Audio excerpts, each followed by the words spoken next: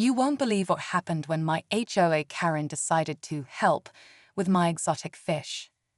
I've spent years carefully curating a stunning aquarium at home, complete with rare, beautiful fish.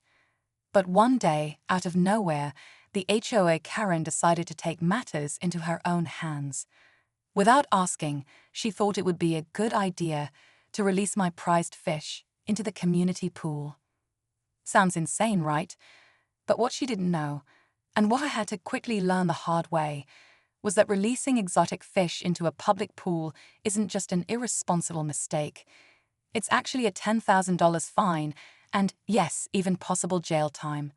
Imagine my shock when I found out the consequences of her actions. I was left with a total mess, not to mention the risk of being slapped with hefty fines and facing legal trouble. So, what happened next? Did I get hit with a huge fine, or was there a way to fix this before things got worse? Stick around to find out how I dealt with this crazy situation, because trust me, it's a wild ride from here on out. You won't want to miss what happens next. I should have known something was off when I saw her snooping around my backyard earlier that morning. The HOA Karen, as I've come to call her, always had this way of sticking her nose into everyone's business. At first, I thought maybe she was just checking the fences or making sure our lawns were properly trimmed, which is her usual thing. But as the day went on, I noticed she was paying a little too much attention to my backyard, where I kept my aquarium. You see, these weren't just any fish. They were exotic species, some rare ones I'd spent a small fortune on. I'd even gotten them shipped from overseas, taking extra care to make sure they were in the perfect environment. It wasn't just a hobby for me, it was a passion. So when I walked outside later and found my fish tank empty, I didn't know what to think at first. I rushed to the pool, and there they were swimming around in the water like it was a vacation for them. I couldn't believe my eyes. What was she thinking? This wasn't a harmless prank. This was a serious violation. As I started to realize the full scope of what had happened, panic set in. I had no idea what to do, or if she even realized the trouble she was causing. The more I thought about it, the more I realized this wasn't just about the fish anymore. It was about dealing with someone who had no concept of boundaries. The first thing I did was rush over to the HOA office to see if they knew anything about this. Maybe, just maybe, she'd been given some sort of permission, or at least a warning about her actions. When I got there, the receptionist barely looked up from her phone, but I could tell by her expression something was off. She wasn't even surprised when I told her what happened. It was like this wasn't the first time someone had come to complain about Karen. "I think you're gonna have to talk to her directly," she said, barely hiding a smirk. She can be a bit overzealous about the rules. It hit me then that this wasn't just a random act of carelessness, this was personal. Karen had always been vocal about improving the neighborhood, which in her mind meant controlling everything from how the grass was cut to what decorations people put up. I always ignored her before, but now it seemed like she'd taken it too far. As I stood there fuming, I started to wonder how far she was willing to go to make an example of me. What if this was just one of many ways she tried to push her agenda? Could she somehow turn the tables and make it look like I was the one in the wrong?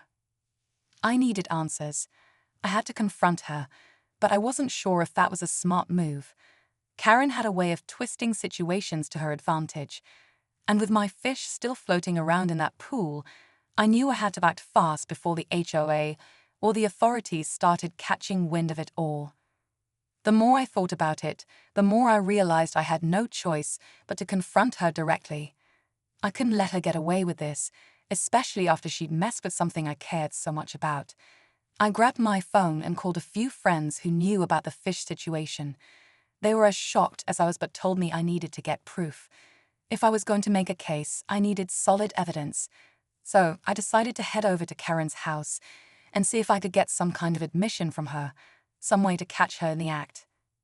As I walked down the street toward her place, my heart raced. I could already hear her voice in my head, all high and mighty, ready to justify her actions. I wondered if she would try to twist the situation and make me the villain somehow. What if she started accusing me of breaking HOA rules or tried to get me in trouble for some other petty thing? The HOA board tried to stay neutral at first, but the pressure from the community was intense. Emergency meetings were called.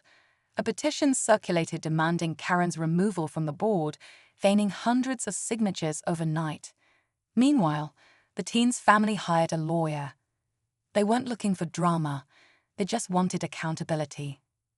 But with the clip making headlines in Reddit threads like *entitled People and *public freakout*, the story quickly snowballed beyond the neighborhood.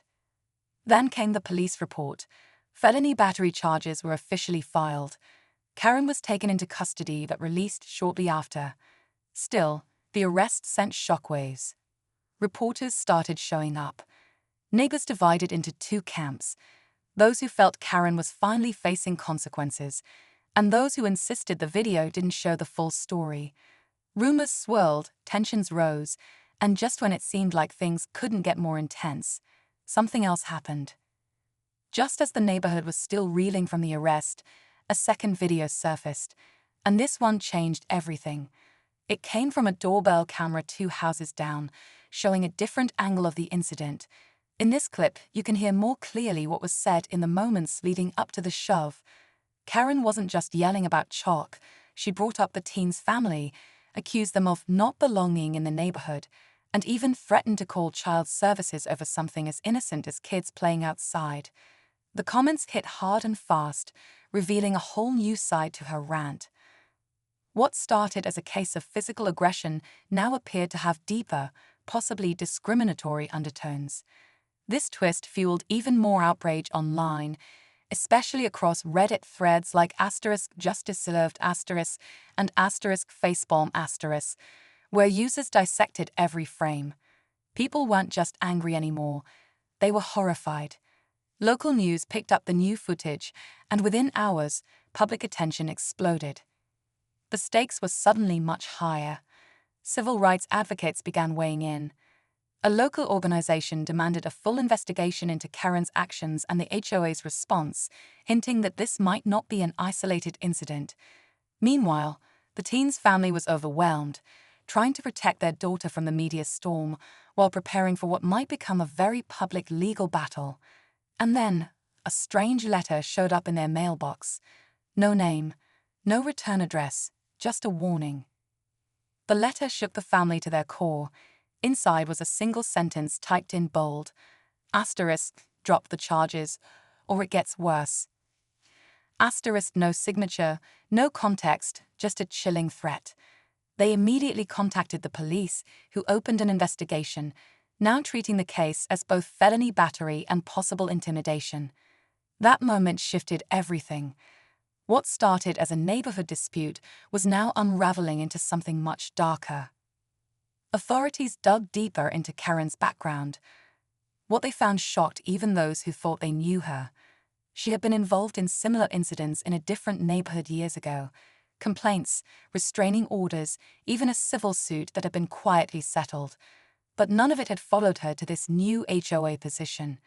Now, with pressure mounting and public attention growing, Karen was removed from the board in an emergency vote, and new charges were being considered. The teen, now fully supported by her community and legal team, agreed to speak publicly. Her calm, thoughtful interview aired locally and spread quickly online, turning her into a symbol of strength against harassment. The support was overwhelming. But just as things began to settle, the final twist came.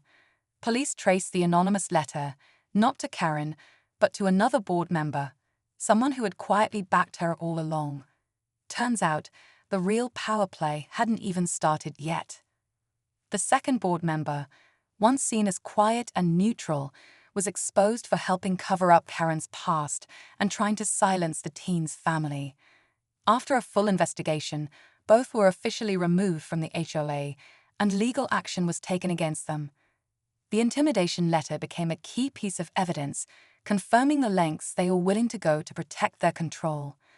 The neighborhood, once divided, came together in support of the teen and her family. A new board was elected, this time with real transparency and community input. The pregnant teen, who had once been afraid to even go outside, became a local voice for fairness and accountability. She returned to her daily routine slowly, with support from neighbors who once stayed silent but now stood with her. The chalk drawings were never seen as violations again. They became a small symbol of change. This story wasn't just about a Karen or a viral video. It was about what happens when people finally speak up, when a community chooses justice over silence. And while not every ending ties up perfectly, this one proved that standing your ground. The neighbor stepped forward, his voice shaking. "Karen, stop," he yelled. "It's not worth it. They'll find out everything." But it was too late. Karen's eyes were wild now, and as she grabbed my wrist, I felt a sudden jolt of fear. This wasn't just a petty HOA dispute anymore. It had escalated to something dangerous. The situation was spiraling out of control, and I had to act fast. My phone slipped from my grip as I fought to break free from her hold. In the chaos, I caught a glimpse of something that made my stomach drop. A police car pulling up to the curb. Had the neighbor called them? Was this the end of everything? Just as Karen pulled me closer, I managed to catch a glimpse of the officer stepping out of the car, and that's when it hit me. The officer wasn't here to help me. He was here for Karen. A rush of realization flooded over me. She'd been getting too greedy with her power, and now it was all coming crashing down. The truth was finally going to come out, but not in the way she had expected. As the officer approached us, Karen froze, her face drained of color. The neighbor stepped back, shaking his head in disbelief.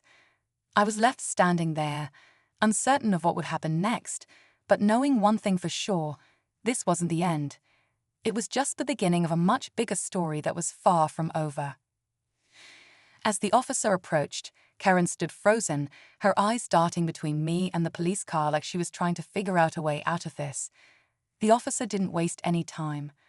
"Ma'am, we've received reports about some questionable behavior around here," he said, his tone firm but not aggressive. "You're going to need to come with me." Karen's face turned pale as she realized the jig was up. The neighbor who'd helped me just stood there, watching in shock.